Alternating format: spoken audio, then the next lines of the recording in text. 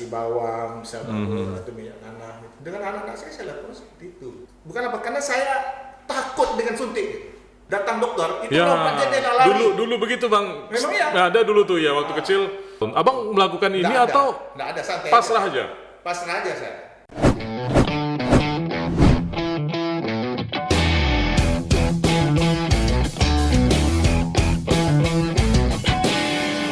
Selamat datang di dunia nyata karena ini bukan mimpi. Bang Zulfikri.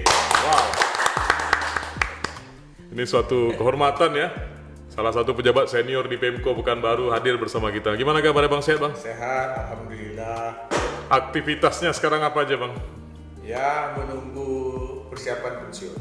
Pensiun. Kalau istilah zaman-zaman dulu kan ada MPP. Apa tuh Bang? Masa persiapan pensiun. Pensiun. Nah, jadi udah agak santai, tapi masih tetap menjalankan tugas sebagaimana.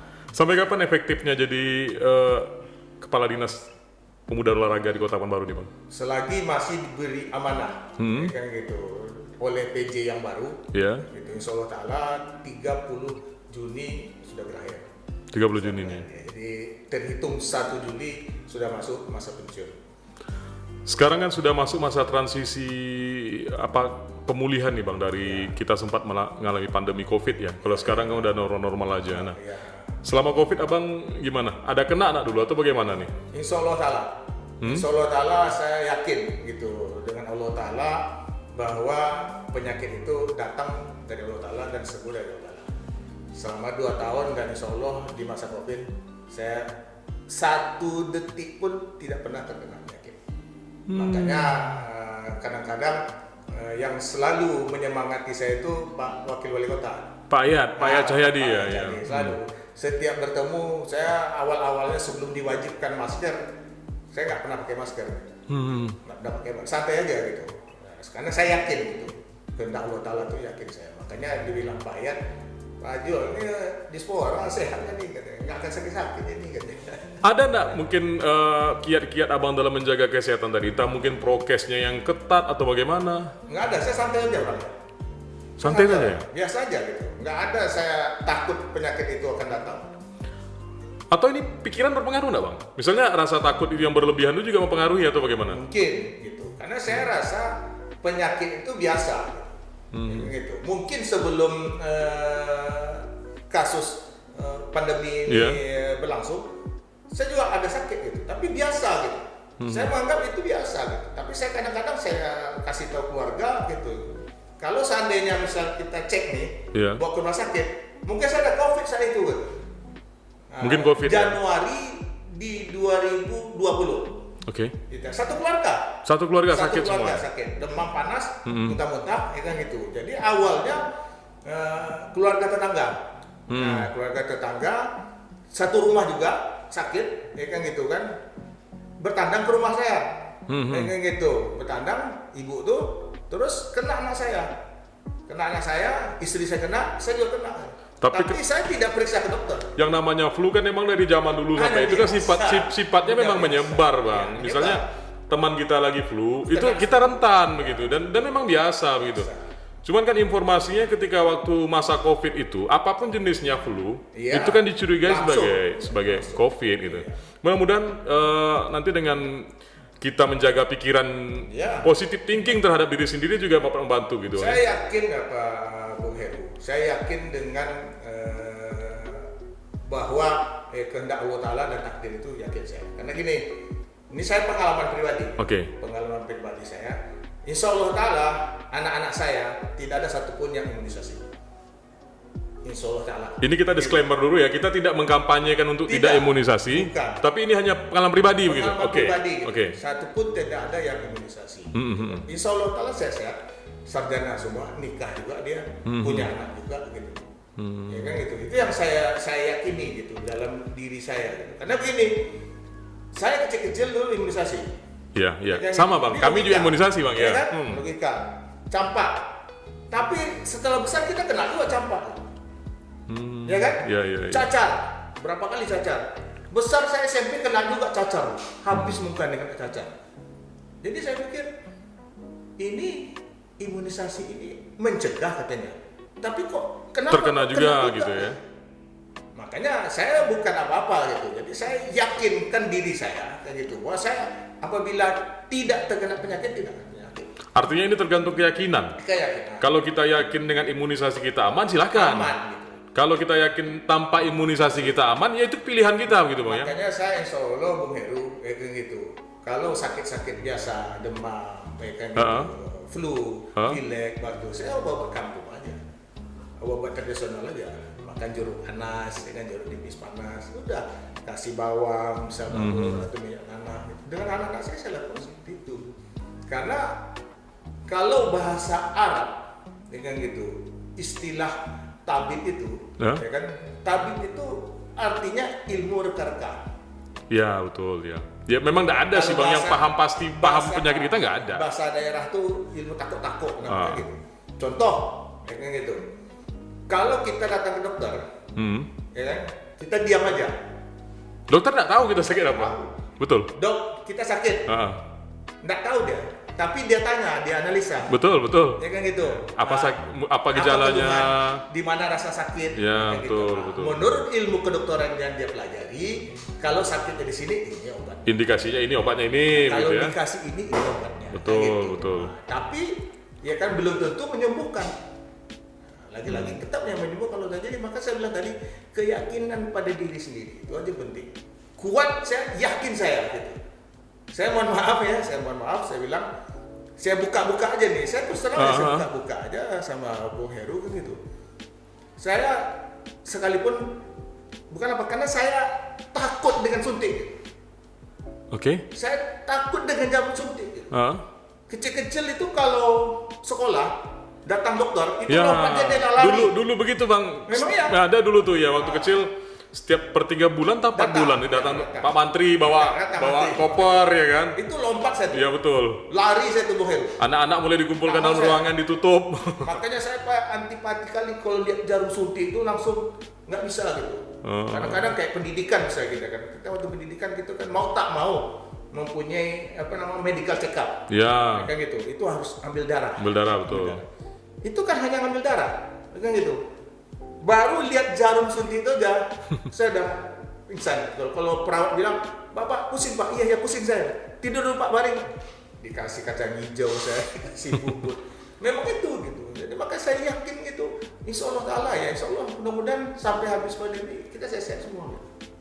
Bang, Abang melihat kehidupan seperti apa sebenarnya Bang? Kalau menurut Abang, masalah-masalah yang terjadi ke kita, mulai dari penyakit atau masalah-masalah internal lainnya, Abang melihatnya seperti apa Bang? Dari diri kita sendiri. Jadi apa yang kita perbuat sama orang, kayak gitu. Apa yang kita lakukan sama orang, baik itu baik atau jahat, itu semua tergantung dari kita. Pasti dari kita. Tak ada lain. Pernah nggak Abang mengalami titik terendah dalam hidup Bang? Misalnya nih, dalam suatu ketika udah nggak ada harapan lagi, tempat mengadu tak ada lagi, tempat bercerita tak ada lagi. Di titik itu kita bingung mau ngapain. Pernah nggak Abang sampai ke titik itu Bang? Udah biasa. Saya udah biasa. Contoh. Saya pernah nonjob 4 tahun. 4 tahun? Iya, 4 tahun. Nonjob itu kan ada kegiatan tuh Bang? Ada kegiatan. Hari-hari saya tidak ada kegiatan. Oke. Kan gitu. Hari-hari saya tidak kegiatan. Bahkan orang di luar yang melihat saya sedih gitu. 4 tahun ya? Ya 4 tahun saya. Orang di luar yang melihat saya tuh sampai menangis gitu. Biasa jadi kepala dinas, kayak gitu. Iya. Tahu-tahu nonjob gitu.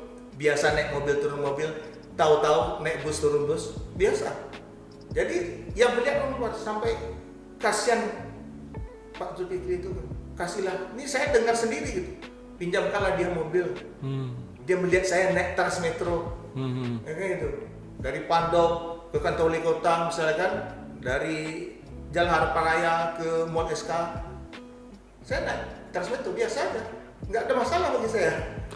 Ada Jadi nggak? santai aja gitu. Biasanya gini Bang, ketika orang itu dapat tekanan yang macam itu, oke nonjob, yang namanya pemerintahan birokrasi itu kan ada lobby-lobby biasanya, dekat kepimpinan, mulai mencari cara. Abang melakukan ini atau nggak ada, santai pasrah aja?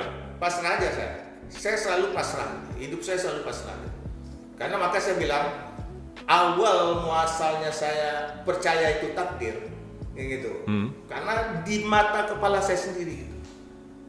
Ada seseorang tokoh ya kan gitu, yang disegani oleh kepala daerah, ya kan sudah yakin saya itu jadi kepala dinas Oke. di suatu daerah, suatu tempat. Sudah diperkenalkan saya pejabat-pejabat tinggi seperti Kapolres, ini calon kepala Bapedal, ya kan gitu kan, di daerah tertentu. Udah yakin saya, ya kan? Ternyata pas hari H pelantikan nama saya nggak keluar.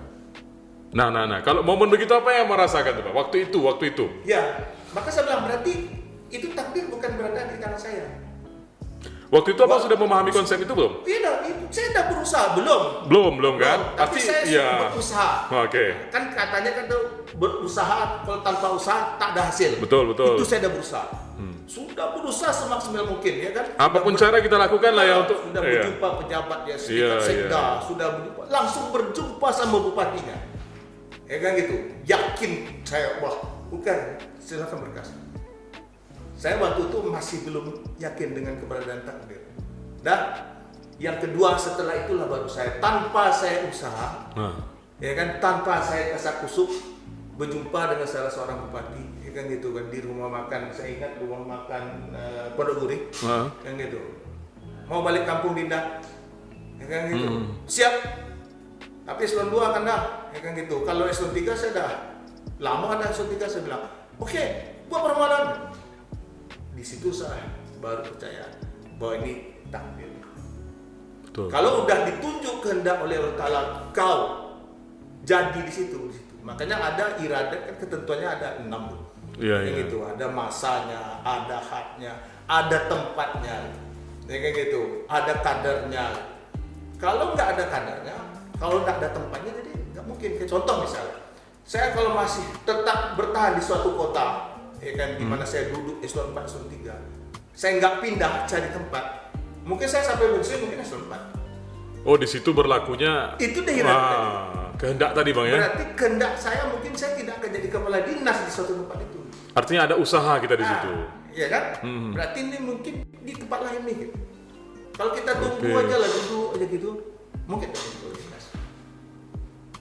Jadi Allah tidak merubah takdir suatu kaum kalau kaum itu tidak berubah. Artinya perlu pergerakan kita di situ Bang ya. Walaupun ya kan gitu, kita usaha, kalau nggak ketentuannya itu saya bilang dari daerah tersebut, maka dia sudah banyak dalam hidup saya, saya gitu kan, pindah pula satu daerah, ya kan, saya membantu kandidat bupati gitu.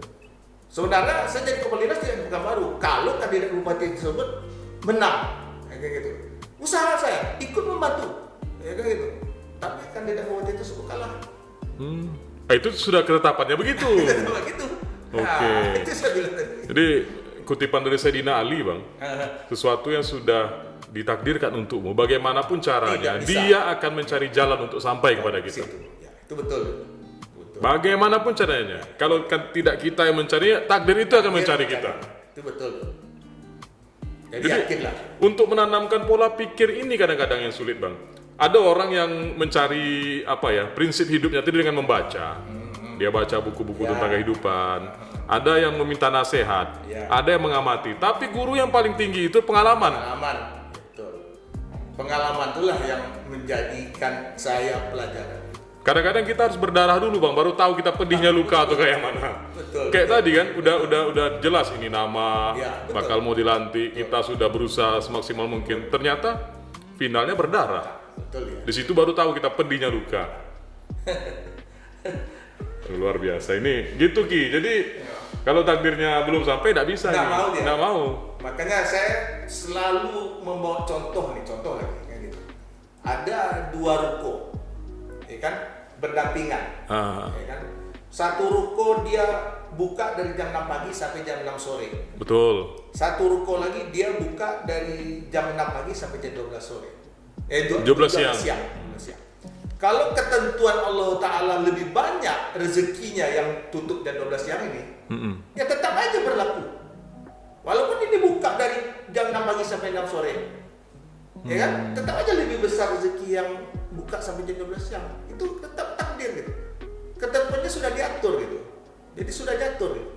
Contoh lagi, kita naik kendaraan umum, ya kayak gitu. Saya selalu dengan praktek itu saya lihat kayak gitu.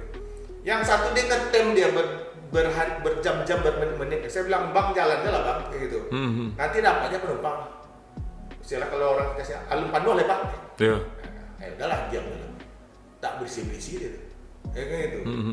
Setengah jam dia nunggu ngetem tak ada dapat, ya kan? Yang satu dia jalan terus, pelan-pelan jalan terus. Penuh juga. Sampai juga dia di tujuan gitu. Artinya, ini konsep takdir, ketetapan yang ditetapkan oleh Tuhan tadi ini berlaku untuk menekan ambisi kita kayaknya, Bang. Ya. Kadang-kadang kita menuhankan cara kita, Betul. menuhankan keahlian kita, menuhankan kepintaran kita, lobby-lobby kita. Ya, tak bisa. Makanya ada takdir tadi. Kalau orang yang punya ambisi yang cukup besar, kalau dia tidak memahami konsep takdir, di sini hancurnya.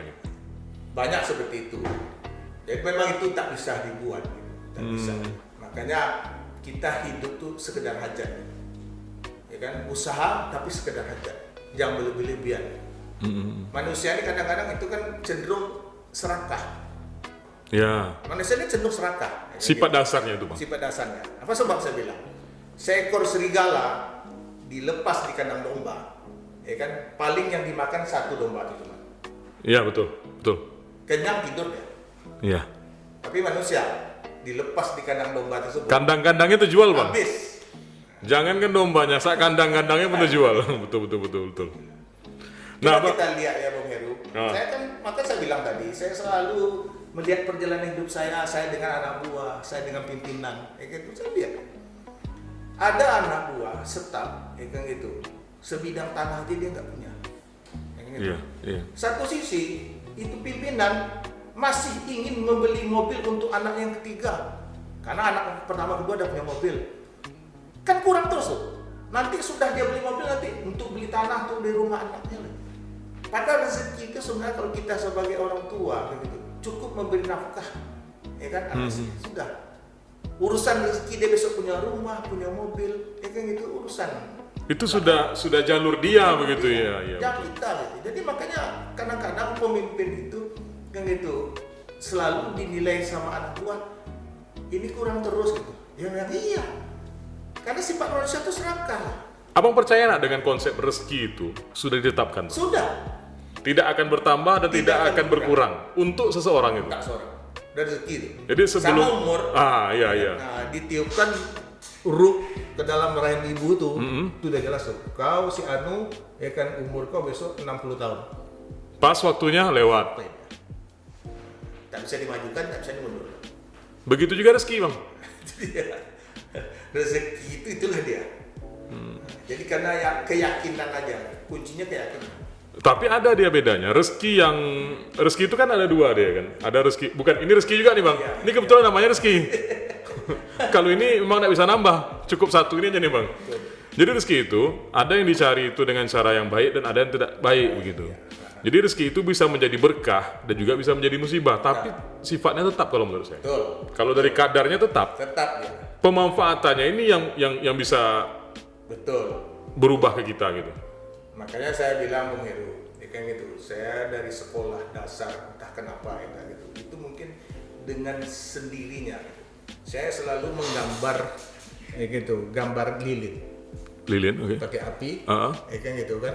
Terus dia meleleh. Terus saya bikin tanda kutip. Ya kan gitu. Hiduplah kamu bagaikan sebatang lilin, hancur luluh demi penerangan. Sampai sekarang entah kenapa perbuatan saya itu seakan-akan gitu, seakan-akan seperti apa yang selalu saya tuliskan gitu. Mewakili simbol lilin tadi gitu. Iya. Itu yang kadang-kadang tanpa kita sadari gitu. Dari kecil kita selalu membuat semboyan itu, tapi terus kayak gitu. Tapi saya nggak mati juga gitu, nggak juga kekurangan gitu. Lilin memang dia Lilin memang dia ketika dia hidup dia akan meleleh, hancur, akan habis pada mangsanya. Tapi tidak pernah lilin misal itu Bang. Karena fungsinya lilin ya seperti itu. Ketika habis dia ya habis gitu. Dia akan digantikan lilin-lilin yang baru gitu. Tapi dia menerangi tuh orang. Gitu. Iya. Dan ada masanya. Nggak selamanya bisa terang. Kalau matahari kan dia sudah ditetapkan, dia akan menerangi di saat tertentu, siang berganti malam begitu kan. Iya. Tapi kalau lilin memang begitu. Dan hidup ya begitu. Prinsip itu seperti itu. Kuncinya yang penting keyakinan. Ya kan? Kalau kita yakin ini itu, kalau kadang maklum lah kalau keluarga kadang-kadang gimana nih gitu, pikir orang terus, ingat orang terus gitu, kita sendiri gitu. Sekarang kan kalian makan, ya kan gitu, anak sekolah tak terlantar kok, ya kan gitu. Saya kadang-kadang suka dinasihati gitu, karena kan orang tua saya waktu itu juga nasihati saya. Kau punya anak, ya kan gitu, kau nak mikir mati kau besok rumahnya kau belum punya apa? Itu orang tua saya, tapi saya jalan aja gitu.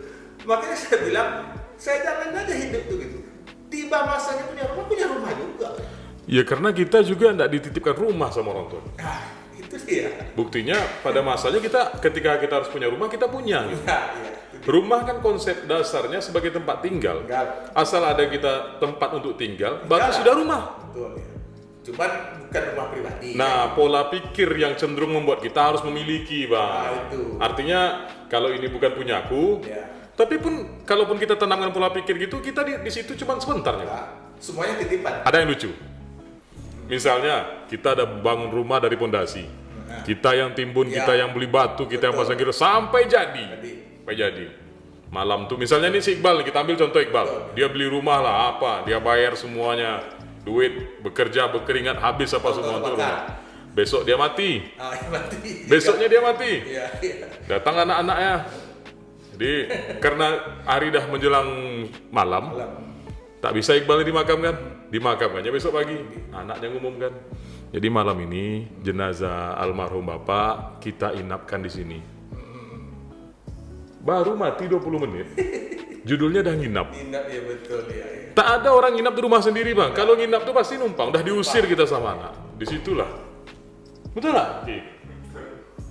Iya kan? Kalau kita bilang kita punya kita, itu 20 menit kita dibilang nginap loh malam loh. Kuncinya memang itulah berarti tidak milik kita. Tidak milik kita. Makanya aku bilang rezeki itu, ya kayak gitu, kayak makan gitu, ya, yang sampai ke dalam mulut kita kalau itu rezeki. Yang masih di meja ini belum tentu rezeki. Betul. Nah, taruh ikan nih, ayam nih, sama kucing. Tak rezeki kita. Itu bilang Bung Heru tadi rumah besar itu tadi bilang bapak meninggal. Gitu. Langsung dibilang itu lagi terbakar rumah tuh. Jadi sementara, kayak gitu. Kuncinya hidup di dunia ini sementara, tidak akan kekal abadi, itu aja. Dan kenapa rezeki itu sifatnya gaib? Ya jelas, kalau rezeki itu tidak gaib, ya kan gitu. Orang tak bekerja, tak ada usaha, tak ada ikhtiar. Nah, karena belum nampak nih, ya kan. Beda dengan orang-orang ahli-ahli sufi, ya kan? Ahli-ahli tasawuf. Dia tahu, ya kan tuh. Kan ada contoh cerita riwayat dua orang yang Imam Malik sama Imam Hambali kalau yang punya mazhab, ya kan gitu. Yang si Imam Hambali dia harus usaha, kayak gitu. Ya Imam Malik enggak. Imam Syafi'i sama Imam Malik ya, muridnya ya. Oke. Jadi yang satu imam, saya nggak perlu usaha, saya duduk aja, saya mengingat Allah Taala aja, saya berzikir aja, insya Allah rezeki datang. Tak bisa, mana mungkin katanya. Kau duduk aja di situ mana mungkin datang gitu. Kalau aku harus usaha kan. Berusaha lagi kan. Dia petik anggur berbuah, dia tanam pohon anggur dan berbuah anggur semua. Karena hasil usaha dia nih. Selesai itu pulang dia petik anggur tersebut, dia datang ke Imam Malik tadi. Dia antar. Ini sahabat, kayak gitu. Dia akan rezeki aku nih kan. Karena usaha aku dapat anggur. Tengok nih gitu ya. Tengok nih. Kasih. Terus dia bilang lagi, "Hai sahabat," kayak gitu. Aku duduk-duduk aja. Anggur pun datang gitu. Aku datang kau kasihkan kita. Makanya pemahaman yang seperti itu, ya kan gitu, kita harus yakin. Lagi-lagi takdir. Yang satu usaha, yang satu dia tidak usaha, tapi datang juga. Itu yang dibilang tadi Bung Heru. Rezeki itu sudah ada. Dan sifatnya tinggal nunggu masa dan kapan. Gitu. Dan sifatnya gaib, Bang. Nah, gaib. Sama dengan ajal. Nah, iya. Sifatnya gaib. Jadi ketika rezeki seorang itu sudah terpenuhi, ajal pun datang. Datang ya. Misalnya ini pemahaman saya ya. Betul. Rezekinya si Rizky ini 10.000. Kalau hari ini sudah terpakai 9.000, Iya. ketika 1.000 tadi, ajal datang. Walaupun di rekening ada berjuta-juta, itu enggak untuk dia. Itu enggak untuk. Ya, berarti itu untuk anaknya, untuk istrinya dan lain sebagainya. Rezeki anak, rezeki istri. Yang rezeki kita tuh tetap sifatnya. Bang, ini udah apa? Abang gua udah memasuki masa pensiun nih, Bang. Mungkin kalau kita pengen tahu lebih dalam tentang abang ini, abang udah sempat dinas di mana aja nih, Bang? Selain di Pekanbaru. Ya kan gitu, dinas tuh sudah 3 kabupaten, 1 kota. Di mana? Abang mulai karir dari mana sebenarnya, Bang? Mulai karir di Rengat, Negeri Hulu. Inhu ya. Terus pembukaan otonomi daerah, pembentukan otonomi daerah, pembentukan kota baru, pindahkan saya ke Dumai. Di rumah. Ya. Dan saya sempat ditarik oleh Kementerian Lingkungan Hidup. Makanya saya sebenarnya awal saya merintis karir itu sebenarnya di Kementerian Lingkungan Hidup. Saya banyak menimba ilmu tentang ilmu lingkungan di Kementerian Lingkungan Hidup. Nah, itu statusnya diperbantukan. Bukannya kementerian itu organisasi vertikal gitu? Iya, vertikal. Vertikal kan? Vertikal. Karena waktu pembentukan Kementerian Lingkungan Hidup wilayah Sumatera, mereka membutuhkan tenaga, kayak gitu. Jadi saya diperintahkan oleh gubernur untuk membantu itu di kementerian tersebut. Ada 3 orang yang dari daerah, perbantukan pimpinan juga orang lokal kita, orang daerah. Lahir di mana, Bang Pik? Saya lahir di Rengat. Di Rengat ya. Berarti masa kecilnya banyak di Rengat ya? Enggak juga. Enggak juga. Gitu. Saya justru hanya numpang lahir. Lahir di Rengat, terus umur 6 bulan saya udah pindah ke Pekanbaru. Nah, berarti abang kan orang lama di Pekanbaru nih. Iya. Besar di sini. Iya. Menjadi saksi sejarah Pekanbaru dulu. Iya. Abang melihat wajah Pekanbaru sekarang dengan dulu itu gimana? Jauh berbeda. Sangat jauh berbeda. Kalau dari konsep pembangunan tentu ada kemajuan. Kemajuan. Kalau kita bicara soal nilai bagaimana? Iya. Nilai dan tata budaya. Nilai tata budaya menurun. Contoh. Oke. Nah, contoh lah dari sisi lingkungan. Dari sisi lingkungan. Dulu di Kota Pekanbaru banyak daerah yang airnya mengalir. Abang masih jumpa tuh, Bang? Masih jumpa. Saya pernah mandi gitu. Pernah berenang saya di tempat namanya istilahnya Bancalawe. Bancalawe, oke. Itu mandi saya. Itu contoh sekarang di daerah Beringindo yang sekarang jadi sekolah Al-Azhar. Itu air kali besar, ada batang kayu, tempat cuci mobil itu saya kecil-kecil mandi. Jernih, Bang? Jernih airnya, masih bersih. Kayak gitu. Kita lihat ya kan, dari sisi lingkungan. Iya. Coba kita lihat sekarang. Betul. Ada lagi kan. Kantor gubernur itu tempat pacu anjing. Maaf ya. Iya. Lepas pagi dikejar sama anjing. Masih bencah. Tapi alam Pekanbaru saat itu, ya kan itu masih fresh. Wilayah kotanya bagian mana saja dulu, Bang? Yang betul-betul ramai penduduknya lah dulu waktu itu? Itu hanya sekitar Jalan Ahmad Yani sampai ke pinggiran Pasar Bawah. Nah, sedikit daerah perumahan tempat saya tinggal itu daerah Pintu Angin. Itu daerah perumahan. Tapi itu kebun karet dulunya. Kebun karet ya. Kebun karet. Bahkan saya masih SD, harimau masih saya lihat, saya saksikan masuk ke dalam garasi rumah tetangga saya. Masih ada harimau ya? Masih ada harimau. Masuk itu ke dalam ke rumah tetangga saya. Masih ada. Maka saya sampaikan, saya merasakan betul. Dan itu dari degradasi ya, dari hasil lingkungan bisa lihat. Itu minyak makan di dapur rumah saya. Itu bisa beku. Saking dinginnya. Suhu udara masih sejuk. Kita tidak menggunakan AC, tidak menggunakan kipas. Sekolah kita dulu jalan kaki kan itu kan berkilo-kilo, nggak hitam badan kita. Sekarang itu aja, ya kan? 3 menitnya kita di luar hitam, ya kan?